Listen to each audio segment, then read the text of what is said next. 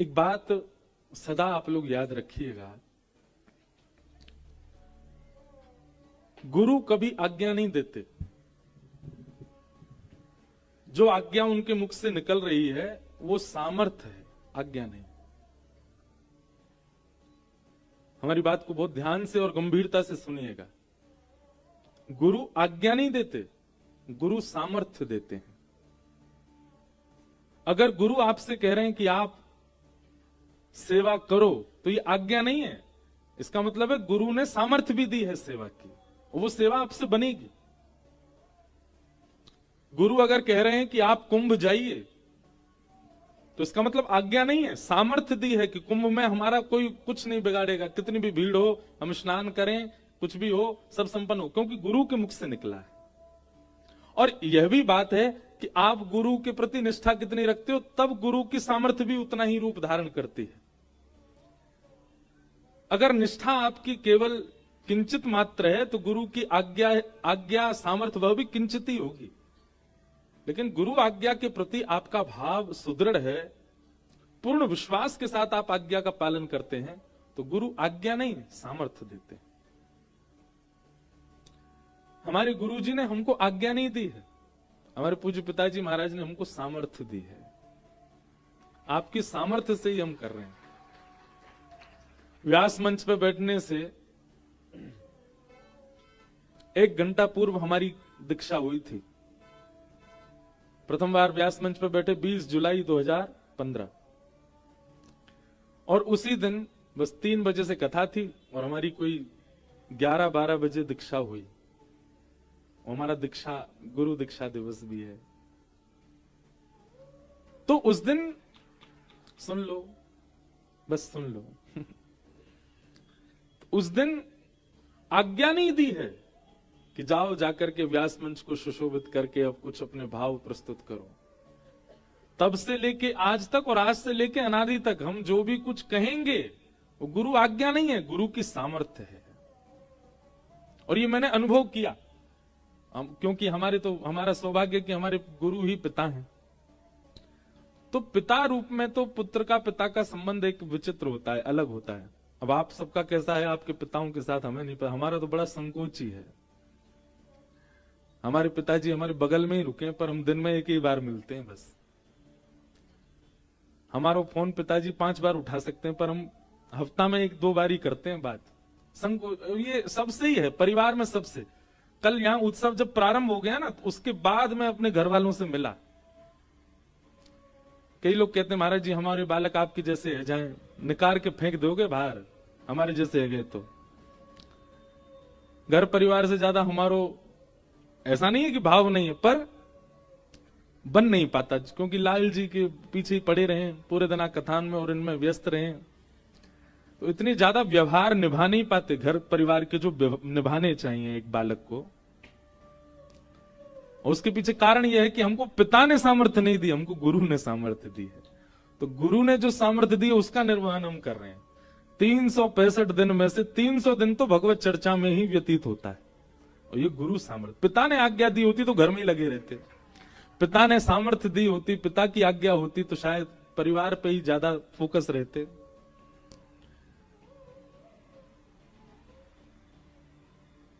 पिता की सामर्थ्य, पिता की आज्ञा होती तो अब तक हम भी चतुर्भुज हो गए होते पर गुरु आज्ञा है, गुरु सामर्थ्य है, इसलिए सेवा में ही व्यस्त है। तो कभी भी आपके जो भी गुरु हैं, जिनसे भी आप शरणार्थी हो, जिनसे भी आप आज्ञा लेकर के अपने भक्ति के पथ पर चल रहे हो, उनकी आज्ञा को कभी आज्ञा नहीं मानना, सामर्थ्य मानना। क्या मानना? सामर्थ्य। सामर्थ्य का मतलब क्या होता है? जाओ एक 5 मंजिला मकान बना दो, ये तो हो गई आज्ञा। पर ये लो 5 करोड़ रुपया ले जाओ, अब 5 मंजिला मकान बनाओ, ये सामर्थ्य है। तो गुरु के वचन जो है ना, वो सामर्थ्य युक्त ही होते हैं। अगर वो कुछ कह रहे हैं करने को, तो इसका मतलब आपको उस पर विचार नहीं करना है, आज्ञा के साथ सामर्थ्य भी आई है, आप बस लग पड़ो, करने लगो, आपको सफलता मिलेगी। ऐसे गुरु, और ये उन्हीं गुरु की कृपा दृष्टि से जिस जिन ठाकुर को लाड़ लड़ाया गया उन्हीं की भूमि में आप बैठे हो। श्रीमद वल्लभाचार्य जी की कृपा हो गई, बिना चक्षु के सूरदास जी ने वो दर्शन किया जो संसार आज तक नहीं कर पाया, केवल और केवल।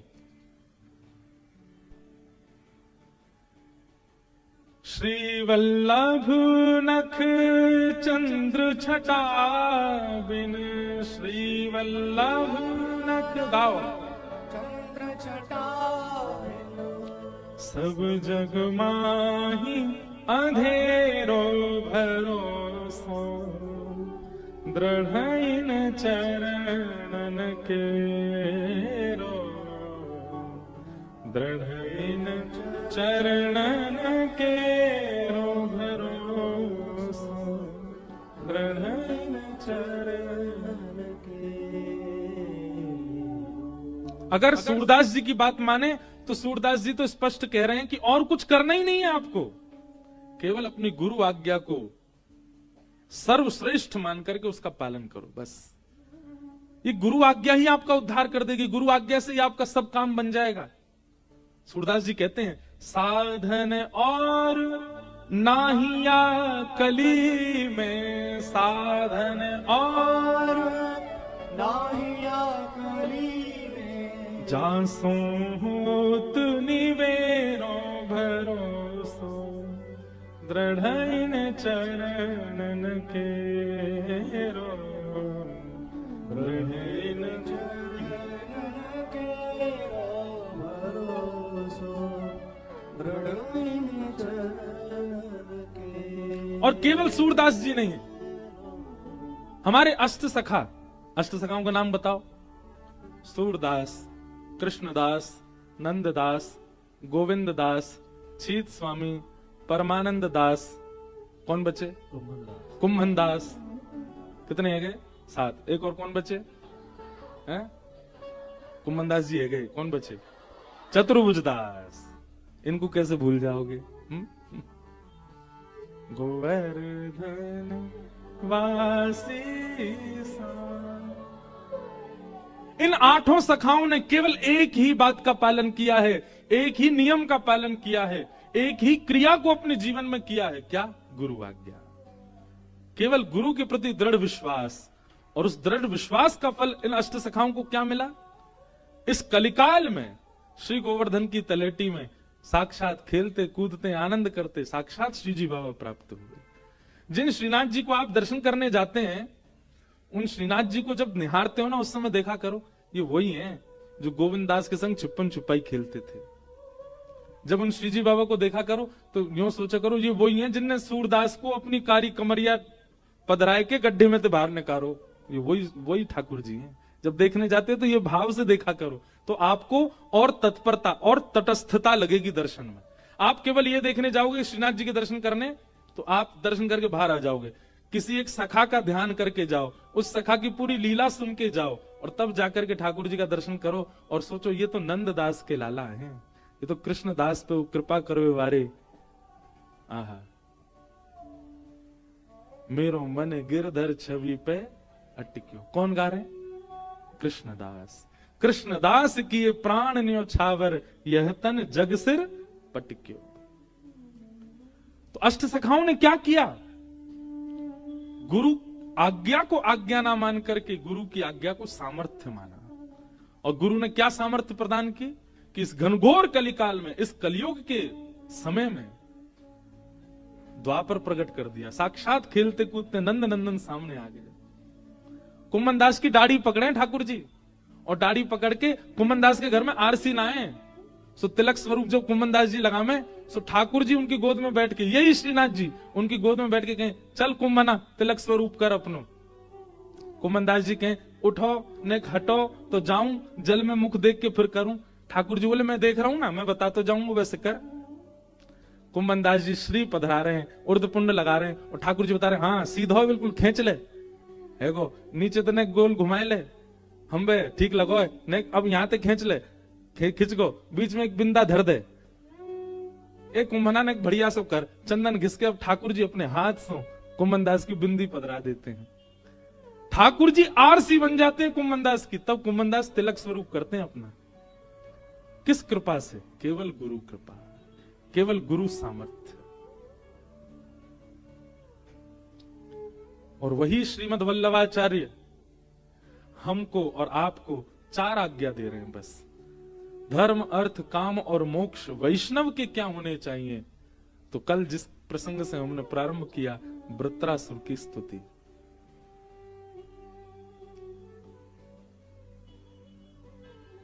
धर्म क्या बताया वल्लभाचार्य जी ने? ताको मन भगतन की सेवा,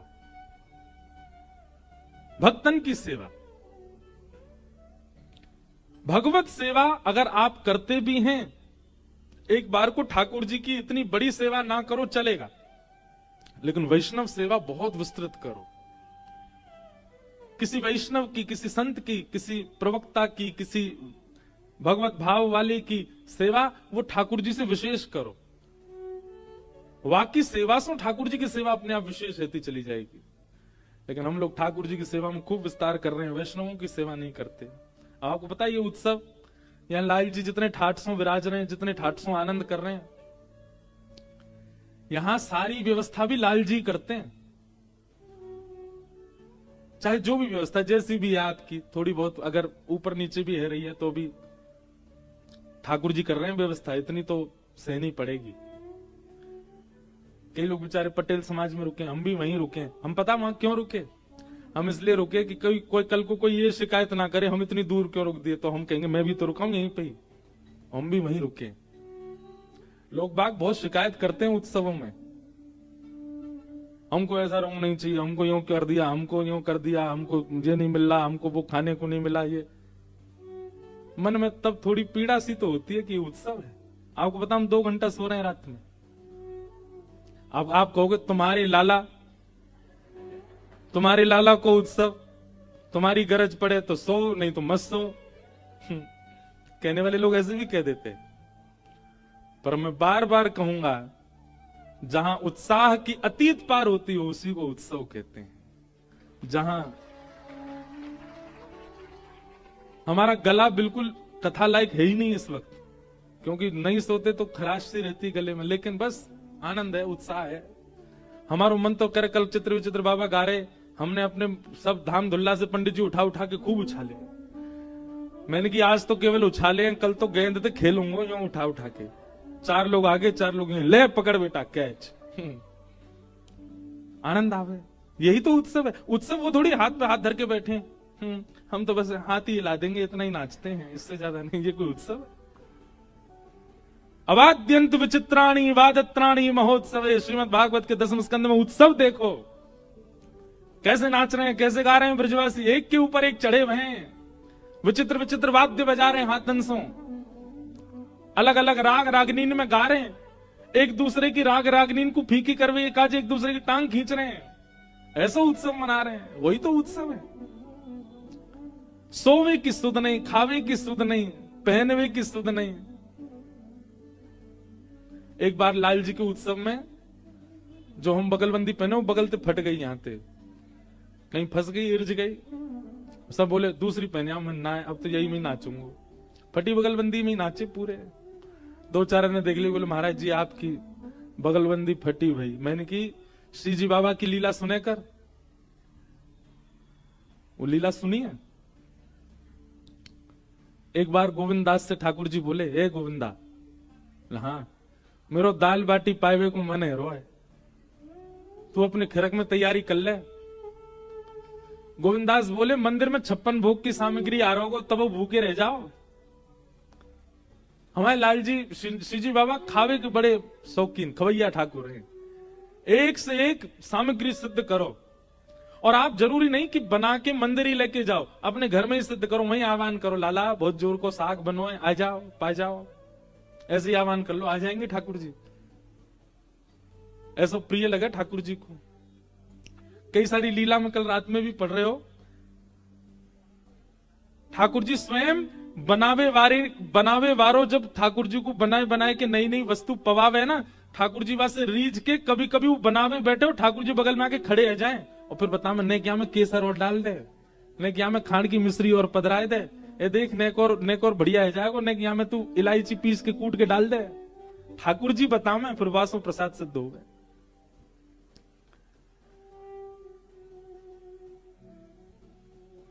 गोविंदास के यहां ठाकुर जी गए और पाए करके आए महाराज।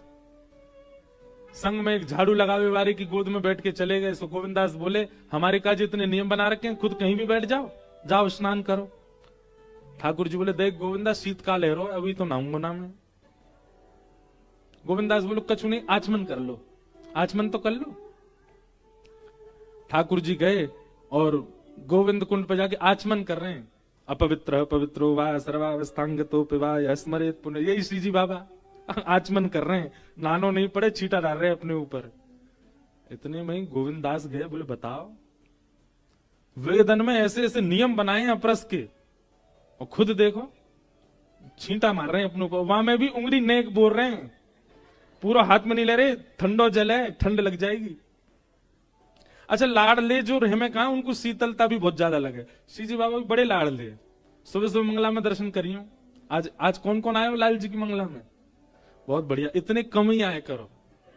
नहीं हम सांची कह रहे हैं, वहां जगह कम है ना। मैं तो आज डर रहा हूं कि पता नहीं कितनी भीड़ होगी, पर बढ़िया हो, ठीक है, ज्यादा नहीं। श्री जी बाबा के करो मंगला में दर्शन। महाराज ऐसे पहन लेंगे पूरा, केवल मुख ही मुख दिखे। वहां कारी गगदल अगर पहन लें तो ऐसा बस आंख ही दिखे ठाकुर जी, विली नहीं है जाए वहां में। कैसी शीतलता लगे, आगे अंगीठी धरी रहेगी, तापते रहेंगे, मोजरी पहनेंगे हाथन में पामन में, बिल्कुल ढक के भीतर, न को जाड़ो नहीं लग जाए। ठाकुर जी उंगली बोर बोर के छींटो मार रहे हैं। गोविंदास को आया गुस्सा, दौड़ के गए, ठाकुर जी बैठे आचमन कर रहे, पीछे तो धक्का दे दियो गोविंद स्वामी ने, और ठाकुर जी गिर गए गोविंद कुंड में, तैरन लगे। ए गोविंदा ठिठराई दियो, मैं तेरी शिकायत करूंगा गोसाई जी ते। गोविंदास बोले मैं शिकायत कर दूंगा, कौन कौन के ऊपर बैठ के डोलता रहे तुम्हारो लाला है, झाड़ू लगावे वाले की गोदी में बैठ के आए मेरे पास, और नहा धो के नहीं जाओगे मंदिर। इतने में ही महाराज उत्थापन के घंटा घड़ियाल बजन लगे। ठाकुर जी दौड़े, तो ठाकुर जी की पीताम्बरी कोई वृक्ष के कांटों से इरज गई, वहां से न फट गई। अब फटी भाई बगल वहां में पीताम्बरी में ठाकुर जी दौड़े और जाकर के अपने स्थान पे जाके जैसे खड़े हुए गोसाई जी ने कपाट खोले। जाड़ो लग रहा, कांप रहे लाल जी और नेक नेक अंग वस्त्र कहीं कहीं से उधरे भय। तुरंत कपाट बंद के गोसाई जी बोले जय जय, कैसे जाड़ो कैसे लग गो, गिरे कैसे है कपड़ा। तुरंत कम्बल लाए, तुरंत वस्त्र बदलने लगे, अंगीठी सिद्ध करी। ठाकुर जी बोले तुम्हारो वो है का गोविंदा, बहुत उद्यमी है तो जा रहा है। मां ने मुंह धक्का दे दियो कुंड में। गोविंदास को बुला करके गोसाई जी डांटने लगे, गोविंदा बोलो अपने लाला की करतूत नहीं सुनोगे जी, कहा करे। ऐसे हमारे गोसाई जी को बाद में इतना सुख मिलता है कि श्री ठाकुर जी कितनी कृपा करते हैं इन अष्ट सखाओं पे।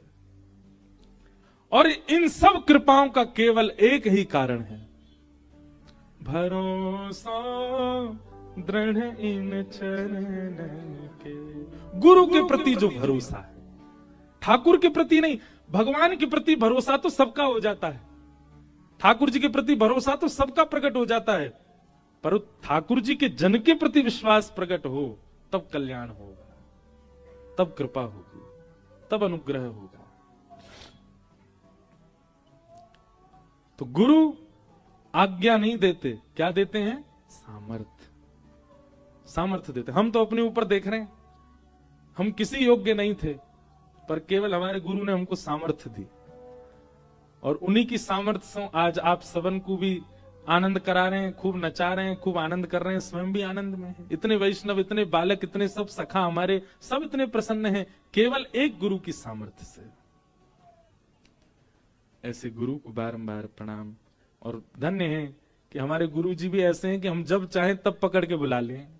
पिताजी हैं, पिताजी महाराज बोले इंद्रेश बोले कि इन दिनों में कथा करनी नहीं है आपको कहीं भी, तो वो तो होनी ही नहीं है। अगर आप कर भी लेंगे तो वो यजमान को अपने प्राण प्यारे होंगे तो नहीं करवावे को।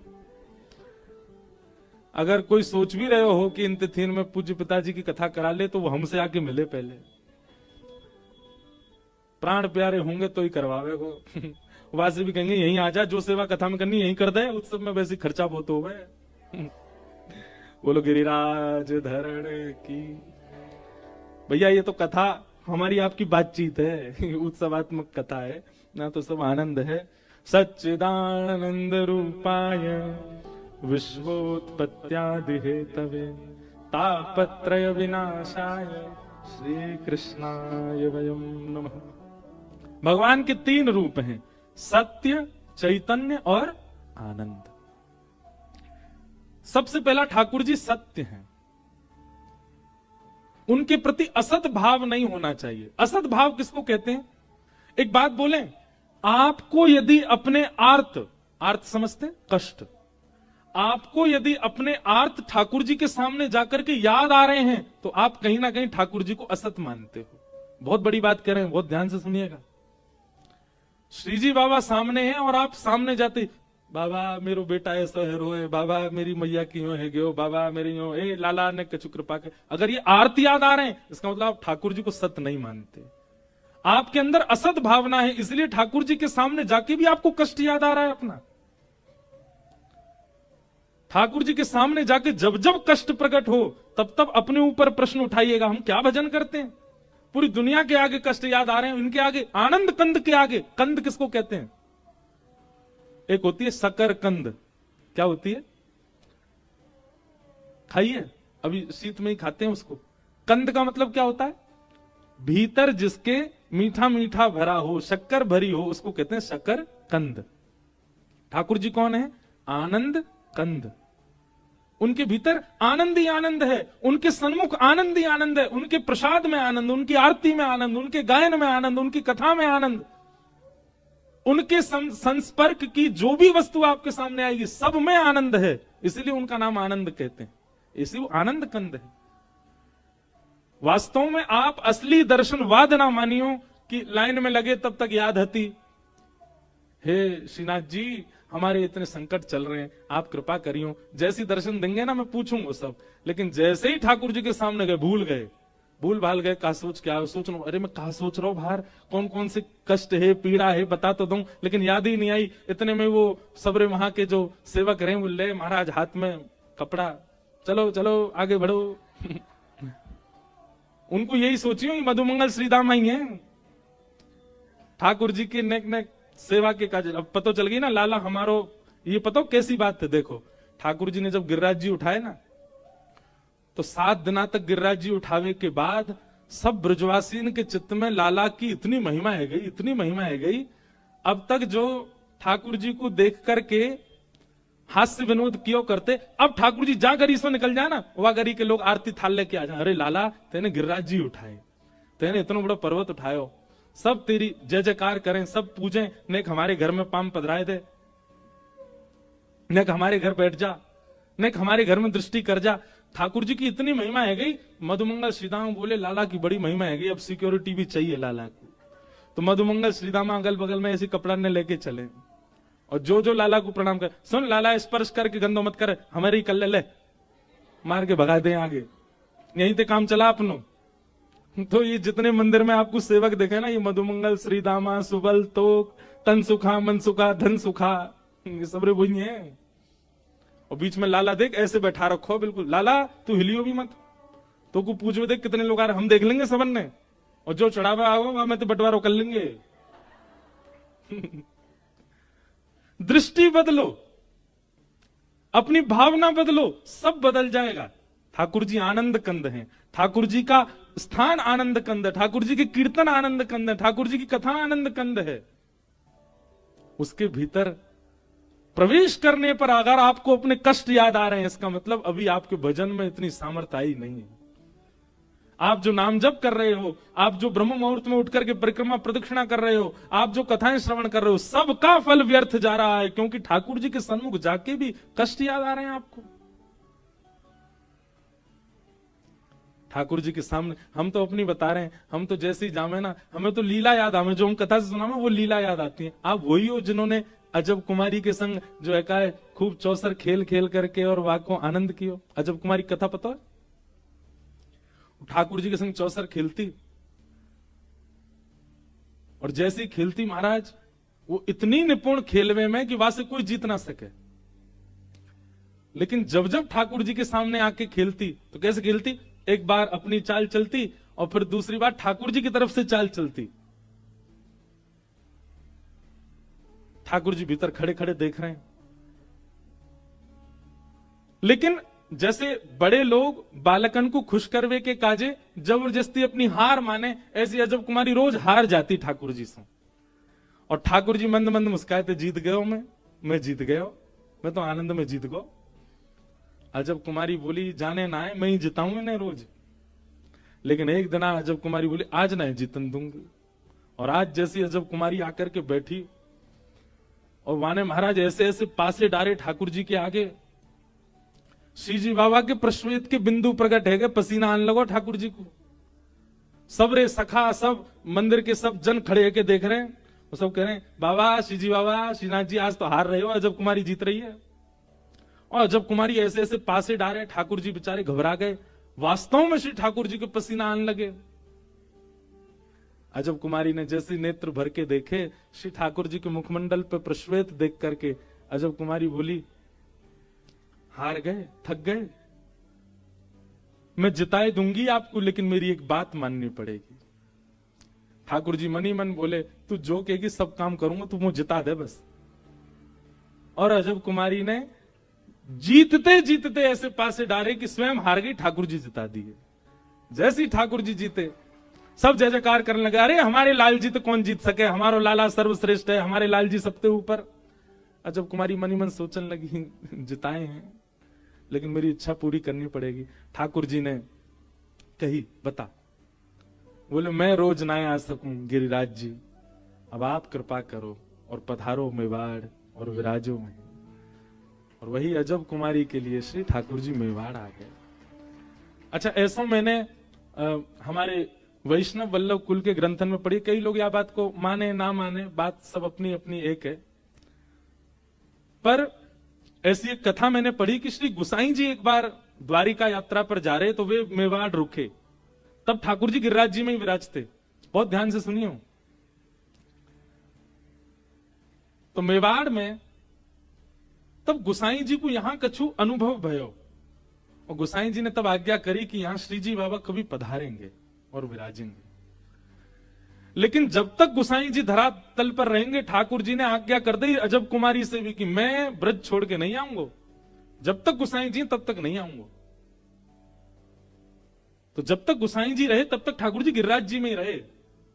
वाह के बाद फिर ठाकुर जी ने योजना बनाई और गुसाई जी की भी बात पूरी करनी, अजब कुमारी की बात भी, आज्ञा भी पूरी करनी। वहां औरंगजेब भी बहुत क्रूर है तो जा रो, दूसरो या मेवाड़ को पवित्र करने मीराबाई भी पधारी, और भक्त की महिमा ना रह जाए, भगवान की महिमा हो, ऐसी भावना मीराबाई की पूरी करवे। ये सब योजनाओं को पूरी करने के लिए ठाकुर जी यहां पधारे।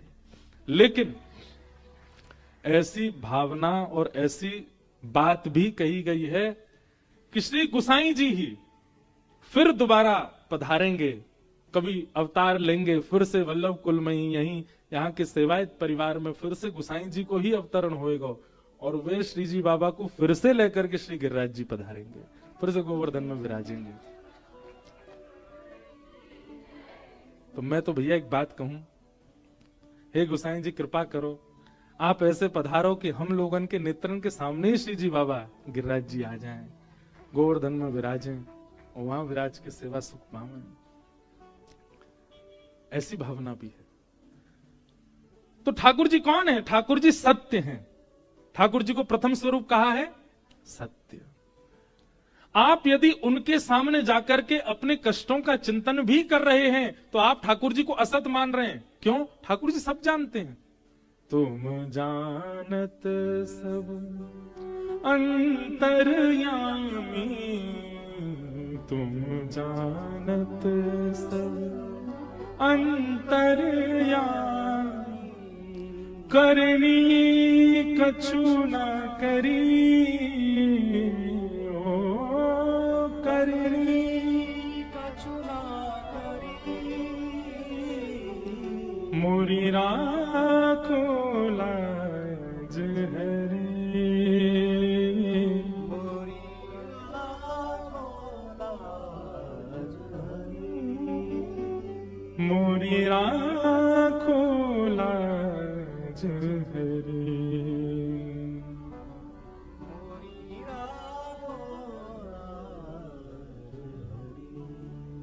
आप सब जानते हैं, इसलिए ठाकुर जी के सन्मुख अपने असद भावों का स्मरण आना एक प्रकार से ये इस बात का द्योतक है कि आप ठाकुर जी को सत्य नहीं मानते हो, वो परम सत्य है, वो सब जानते हैं। ठाकुर जी कौन है? सत्य। उनके सन्मुख जाकर के तो लीला याद आनी चाहिए। अपनी सुध-बुध खो बैठे हम, अपनी प्रतिष्ठा, अपनी मान, अपनी बड़ाई, अपनी योग्यता यदि याद है, आप दर्शन नहीं कर रहे हो, काहे को जा रहे हो भीड़ बढ़ावे मंदिर में। और एक बात और कहें हम, अगर मंदिर में जाकर के इसी प्रकार की भावनाएं होती हैं, असद भाव याद आते हैं, अपने संकट याद आते हैं, ठाकुर जी से हम बता दें, इनको कह दें कि हमारे साथ कुछ अच्छा करें, ऐसी भावनाएं प्रकट होती हैं। केवल ठाकुर जी के संग नहीं, भगवत जनों के सन्मुख भी अगर ऐसी भावना आती है। अब कई लोग हमको सब कथा सुनते हैं, पूजते हैं, वंदन करते हैं, भाव रखते हैं प्रेम का, तो कई लोग जो जानते नहीं है उनको यूं लगती है कि ये जरूर भविष्य बतावे वाले बाबा हैं कोई। बाबा ने कहा डर दो हमारे ऊपर, क्या होएगा, हमारी नौकरी नहीं लग रही, लग जाएगी। मेरे हाथ धरवे तो नौकरी लग रही होती तो मैं भी कोई बढ़िया कहीं नौकरी कर रहा होता। ये नौकरी हाथन में थोड़ी धरी है। भगवत जनों के सामने और भगवत रूप के सामने इस प्रकार के संसारी विषयों का उत्पन्न होना, आपके भीतर ठाकुर जी का असद रूप स्थापित है, ये इस बात का द्योतक है। इसलिए ठाकुर जी सत्य है, उनको सत्य ही मानो। और सत्य तब तक नहीं मानोगे जब तक गुरु कृपा नहीं होगी। गुरु कृपा। एक वैश्या पर कृपा कर दी कृष्णदास जी ने, और वो वैश्या श्री जी बाबा के सामने आकर के नृत्य करती है, और जैसे श्रीनाथ जी के रूप को देखती है भूल जाती है सुध बुध। मेरा पूर्व की जो कथा थी ना, जब नाथ द्वार में पहला लाल जी का उत्सव हुआ था, उस उत्सव का ही नाम ये था, मेरो मन गिरधर छवि पे अटिक्यो। वो पूरी कथा ही इसी पद पे ही हुई थी। एक नर्तकी नृत्य करके जनों को रिझाने वाली, उस पर कृष्णदास जी की दृष्टि मात्र पड़ गई बस। कृष्णदास जी चाह ले, ये बात भी लिख लीजिएगा, अगर कोई भगवत जन चाह ले कि आप पर ठाकुर जी की कृपा हो, तो उसकी चाहने मात्र से हो जाएगा कल्याण। वो चाह ले बस।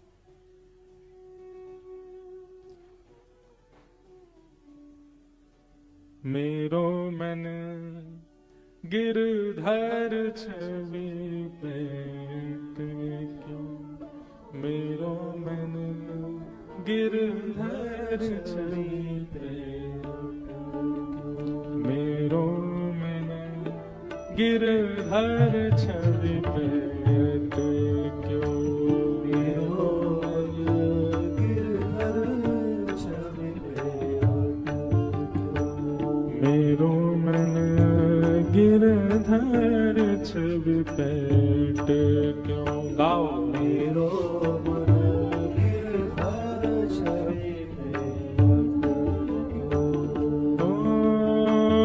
ललित त्रिभंगी चाल पे चल के, ललित त्रिभंगी चाल पे चल के, ललित त्रिभंगी चाल पे चल के, ललित त्रिभंगी चाल पे चल के, चिबुक चारू घड़ी ठट क्यों,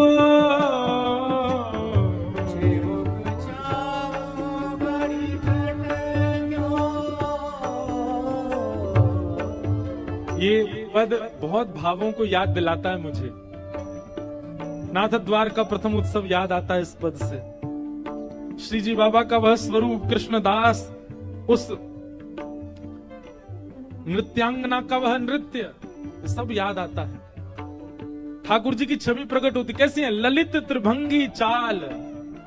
हमारे अष्टसिखा कहते हैं, चाल अटपटी सो है बला तेरी, चाल अटपटी सो है। ठाकुर जी कैसी चाल चलते? अटपटी चाल चलते हैं। ललित ललित गति विलास वल गुहास, प्रणय निरीक्षण कल्पितो रुमान।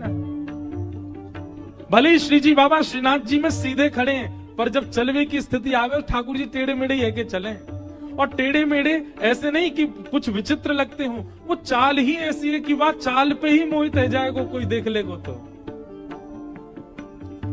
ललित त्रिभंगी चाल पे चल के, ललित त्रिभंगी चाल पे चल के, चिबुक चारू गणी ठट क्यों,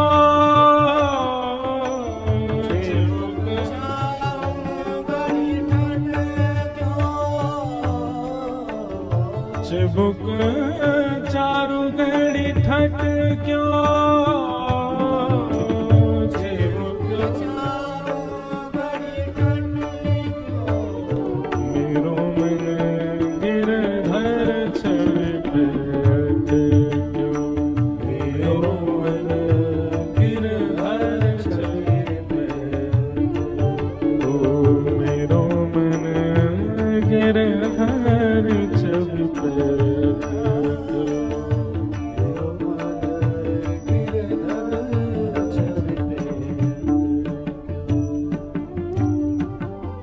सजल श्याम घन वरण लीन है, सजल श्याम घन वरण लीन है, फिर चित अनंत न भट क्यों,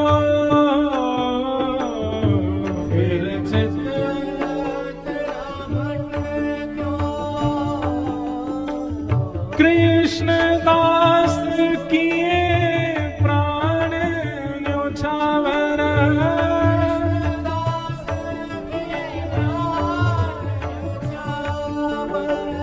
कृष्ण दास किए प्राण न्योछावर,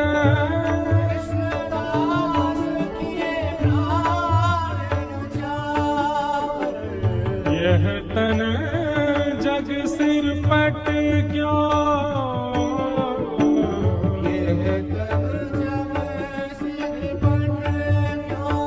मेरो मन गिरधर छवि पे क्यों, मेरो मन गिरधर छवि पे। कृष्णदास जी एक युक्ति बता रहे हैं यहाँ पर। ठाकुर जी के आगे जाते हैं ना जब हम लोग, रूप देख करके पैसा निकालें, धन निकालें, कोई अगर बहुत धनवान है मोती निकाले, सोना निकाले और हाथ में भर के ठाकुर जी की न्योछावर करे, ठाकुर जी की न्योछावर करके कोई को भेंट में दे। सारी भेंट ठाकुर जी की न्योछावर करके कोई और को दई जाए, पर एक न्योछावर ऐसी है जो ठाकुर जी की करके ठाकुर जी को ही दई जाए। कहा अपने चित्त पे हाथ धर के और ठाकुर जी से कहो, हे लाल जी आज इतने चोखे लग रहे हो, इतने मलूक लग रहे हो, इतने सुंदर लग रहे हो, अपने प्राणन को लेके आप पे न्योछावर करके आपको प्रदान करूं नाथ। कृष्णदास की ये प्राण न्योछावर। अरे लाला कोई 500 रुपया की न्योछावर है, इतनी ही सुंदर है बस। कोई सोने चांदी हीरे जवाहरात की न्योछावर, इतनी ही सुंदर है बस। आपके पास सबसे बहुमूल्य केवल एक वस्तु, आपके प्राण, वो आपको सबसे प्रिय है। कृष्णदास किए प्राण न्योछावर,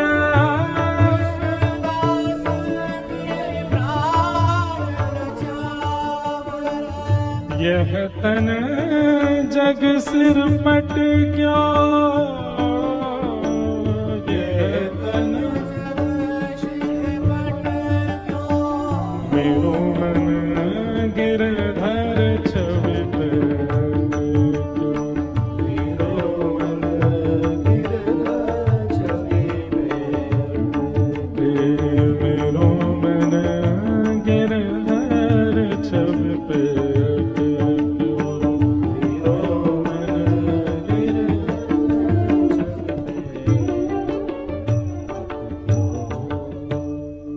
हमारे पूज्य श्री तटीय स्थान वाले पूज्य महाराज जी, मैं जब भी तटीय स्थान जाऊंगा कितने भी पद सुना दूं महाराज जी को, जैसे ही जावे की आज्ञा मांगूंगा तो कहेंगे लाला अब एक बार मेरो मन गिरधर छवि पैठ को सुनाए दे। हर बार जितनी बार तटिया स्थान जाऊं, महाराज जी आप पद की आज्ञा स्वयं करके सुने, इतना प्रिय उन्हें ये पद। और यहां में सबसे विशेष बात, एक वैसे तो अष्टसिखान को कोई भी पद ले लो, सब में साहित्य छुपो है। सजल श्याम घन वर्ण लीन है, फिर चित अनत न भटक्यो। श्री जी को देखने के बाद, लाल जी को देखने के बाद कोई और सुहा भी रहो है, तो या को मतलब है ठाकुर जी ने अभी तुमको स्वीकार नहीं किया, लेकिन उनको देखने के बाद केवल वही दिख रहे हैं।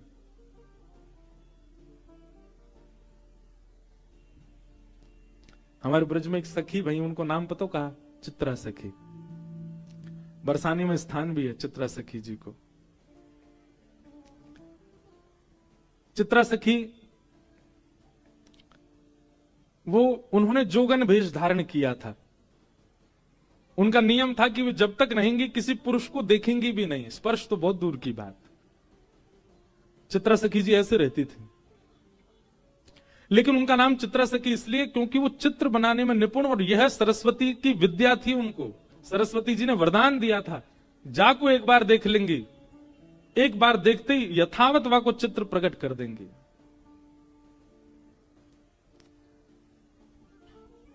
एक बार ठाकुर जी रोते रोते गए यशोदा मैया के पास। मैया बोली क्या बात है, काय को रो रहा है? ठाकुर जी बोले मैया मेरा एक सखा है, वो 24 घंटा मुंह को पकड़ के ही रखे, देख मेरे हाथ सुझाई दिए, मैंने छोड़े ही ना है मेरे हाथन ने। मैया बोली तो हाथ सूझ, बोले बात छुड़ा के भाग के आया हूं मैं, मेरे कंगन आदि सब छिल जाए मेरे हाथन से, पकड़ के रखे मुझे। मैया बोली काय को पकड़ के रखे? उयों के मेरे आंखन के आगे तो जाओ मत लाला, तुम यहीं बैठे रहो। अब मैया मैं कैसे ना जाऊं? उयों के कि लाला तो मैं मेरे प्राण बसे, मैं वासों कहूं कि मेरी मैया क्यों मुंह में प्राण बसे, मुझे जान दे, जान ना दे। मैया कहा करूं? सब ध्यान से सुनियो। यशोदा मैया बोली लाला एक काम कर, तुम यहीं खेलो कर घर में ही। ठाकुर जी बोले जेव ना है सके, खेल में तो बाहर ही जाऊंगा। मैया बोली बाहर हो जावे को वहां सखाते तो है, इतनी दिक्कत भी है रही है, कहा करूं फिर? वो मैया एक काम है सके, बोले कहा तू मेरा एक चित्र बनवाए दे, और ऐसा चित्र बनवाइयो मैया कि वह चित्र को देख के लगे जे मैं ही हूं का, और तू मेरा चित्र बनवाए दे मैया, वह चित्र को ले जाके मैं वह दे दूंगा। उस सखा पूरे दिन पर वह चित्र में ही रंगो रहेगो, मेरो कंटक छूटेगो बातें। मैया बोली हाँ लाला बनवाऊंगी। एक सखी आई, मैया ने वासो कही अरे हमारे ब्रज में कोई चित्र बनानो जाने? मैया कौन को चित्र बनवा? लाला को चित्र बनवानो है। अरे मैया ऐसा सुंदर लाला, ऐसे सुंदर गुण, हर दिना आपके लाला में एक गुण नयो प्रकट है जाए। मैं तो यूं सोच रही हूं चित्र बनावे वारो 2 दिना विलंब करेगो, 2 दिना में लाला तो और सुंदर है जाएगो। कैसे ठाकुर जी? यहां देखो, इधर देखो, सब ध्यान से सुनो। हर दिन ठाकुर जी का रूप निखरता है, हर दिन ठाकुर जी का रूप बढ़ता है। ना तो कोई को लेके आ। तब सखी ने कही मैया एक चित्रा सखी नाम की सखी रे, वो कोई पुरुषंत मिले भी ना है, देखे भी ना है, बिल्कुल जोगन भेष में रहे, एकांत में बैठी रहे। बाकी हमने यूं सुनी है वाकु सरस्वती ने विद्या दी है, वाकु सरस्वती को आशीर्वाद है, वो एक बार जाकू देख ले, वाकु चित्र यथावत बना दे।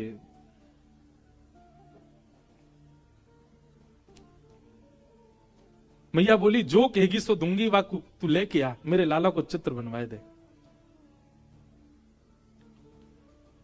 सखी गई श्री चित्रा सखी जी के पास और जाकर के निवेदन कियो, श्री यशोदा मैया ने बुलायो है, अपने लाला को चित्र बनवाएंगी।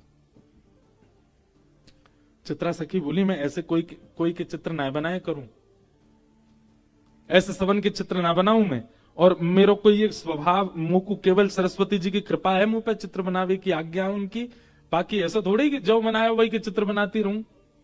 सखी बोली अरे तू कितनी भाग्यशाली, हम सब गोपी तो बाट निहारे कि नेक भी नंद नंदन हमारे आगे नेक डट जाए तो नेक देर उनको देख लें। तू कितनी भाग्यशाली, तो को निहारवे को मिलेंगे, तो को खूब देर देखवे को मिलेंगे, और वाक्य बाद तू उनको चित्त में धारण करेगी तब चित्र में बनेंगे। कितना बड़ा सौभाग्य तेरो, तेरी जगह हम चित्रकार होते हम तो अभी जाते, और जाके बना, ऐसे सुंदर उनको लाला, तू एक बार चल तो सही। चित्रा सखी बड़े बेमन से गई, उसका मन नहीं था। यशोदा मैया बाहर आ गई। अच्छा, यशोदा मैया की अधिकतर लीलाओं में एक बात देखी, वो सीधे अपने लाला तिना मिलवा में कोई है भी। जैसे कोई आवे को नयो घर में, सो लाला भीतर छोड़ के, तू भीतर रहियो, बाहर मत आ जाइयो। भीतर लाला छोड़ आई, और बाहर आकर के यशोदा मैया बैठ गई। सामने चित्रा सखी बैठी। बोले मैया आ गई, यही है चित्रा सखी। यशोदा मैया बोली मेरे लाला को चित्र बनाना है। मेरो लाला बड़ा सुंदर है, ऐसी पीरी पीतांबरी पहने, ऐसी नथ बेसर पहने, ऐसे कानन में कुंडल धारण करे, ऐसे घुंघराले केश हैं वाके, केशन ने ऐसी गूद बनाए कि बीच में जूड़ो से बनाए ले, पांव में मोर पिछ लगावे, ऐसे गदमदरा से हाथ हैं, ऐसा सुंदर रूप धारण करे मेरो लाला, बहुत सुंदर है। तो मैया यशोदा जहां बैठी, वहीं ऊपर एक खिड़की भी हती, वहीं में खड़े खड़े ठाकुर जी सुन रहे हैं। बोले मैया मेरो रूप बता रही है, चित्रा सखी है। सो ठाकुर जी खिड़की पर खड़े भये, और वहां मैया को मुक्त तो चित्रा सखी की, और चित्रा सखी मैया को देख रही, मैया के ऊपर ही खिड़की पर ठाकुर जी खड़े। सो ठाकुर जी बोले मैया ऐसा रूप बता रही ना, दर्शन तो कराऊं। सो ठाकुर जी ने पर्दा खोले, और पर्दा जैसे खोले सो कहा कियो अपनी पीतांबरी वगैरह सब उतार दे, बिल्कुल नंगम है गए। मैया कह रही मेरो लाला तो पीतांबरी पहने, मेरो लाला तो गले में ऐसी माला पहने, मेरो लाला तो, ठाकुर जी ने पर्दा खोलो बिल्कुल नंगम नंगा। और चित्रा सखी देखे, भैया तुम्हारा लाला पीतांबरी पहने? हाँ, मुझे तो नंगम नंगा दिख रहा है। मैया जैसे पीछे देखा, सोई ठाकुर जी पर्दा लगा लिए, तुरंत पीतांबरी पहन ली, गले में माला पहन ली, कान में कुंडल पहन लिए। कन्हैया तुरंत खोल के आया सो पीतांबरी। हाँ मैया। चित्रा सखी को तो यही मन हर लियो ठाकुर जी ने। बोले ओहो, ये सामान्य नहीं है, ये साधारण नहीं है। हेरी तू तो यूं कह रही नंगम नंगा, देखो देखियो कैसी पीतांबरी पहन के ठाड़ है। चित्रा सखी के नेत्र सजल हो गए, कहा कहूं, बार बार वह सखी को देखे जो लेके आई, वह सखी को मनी मन धन्यवाद कह रही है। अरे तेने पहले ना बताई, ये सुंदर श्याम मेरो लाला बड़ो सीधो है। अरे चित्रा ने सुन ले, बहुत सीधो बेचारो, इतनो भोरो इतनो भोरो। अच्छा भैया, इतने में ठाकुर जी पर्दा खोल के आए, और दोनों हाथ लेके ठेंगा लेके और नृत्य कर रहे हैं, दो दतुइयां दिखा रहे हैं, और मटक मटक करके नाच रहे हैं। चित्रा सखी करी हाँ मैया बहुत सीधो है। मैया पीछे देखे, सोई ठाकुर जी पर्दा कर ले। अरे लाला सोई में बिल्कुल, हाँ मैया बोल मैया, कहाँ कह रही मैया, तू जो कहेगी मैया सो करूंगा, तू बता तो। चित्रा सखी बोली मैया वास्तव में सीधा हो तुम्हारा लाला। ठाकुर जी को जाके चित्त पे अपना प्रभाव डालना हो ना, वहां को अपने सब रस दिखा देंगे।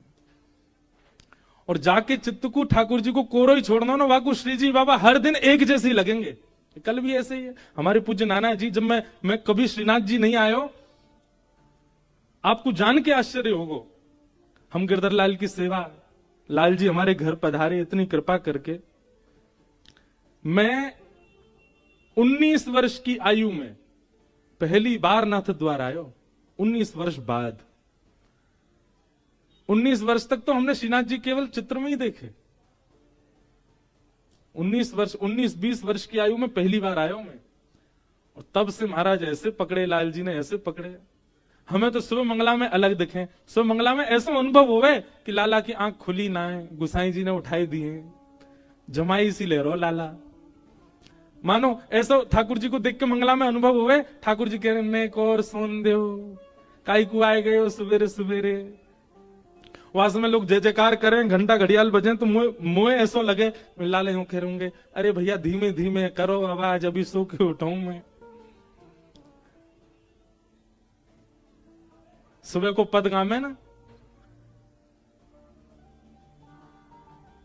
मोहन जागिए बलि जई है, लाला जागिए बलि जई है, मोहन जा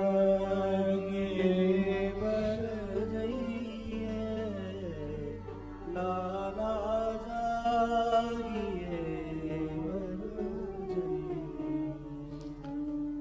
पीत रजाई दूर कर मुख ते, पीत रजाई छाण दे अलसई लाला, छाण दे अलसई। यशोदा मैया ऐसे ना उठावे, कैसे उठावे? पहले सिगड़ी सिद्ध करे मैया, सिगड़ी सिद्ध कर दे, इतनी देर में दूध औटाई दे, लड्डू सिद्ध करे और सबरी व्यवस्था लाला उठे वासे पहले मैया सब व्यवस्था कर दे, दूध लेके जावे, लड्डू लेके जावे, सिगड़ी समीप रख दे और वहां में पहले अपने हाथन को सेके मैया, और जब हाथ ने ताते ताते है जाए मैया के, तब रजाई के भीतर धीमे धीमे हाथ डाले और लाला के हाथन को, पामन को धीमे धीमे स्पर्श करे। लाला उठ जा मेरो लाला, हमारी तरह ना ठंडे शीतल बिल्कुल महाराज, बिल्कुल ऐसे हरे बर्फ। और वही तो ठाकुर जी उठाए के बैठा दिए, ठाकुर जी ठिठर जाते होंगे। यशोदा मैया से सीखो सेवा पद्धति। तो धीमे धीमे हाथन सो फिर लाला के पाम स्पर्श करे,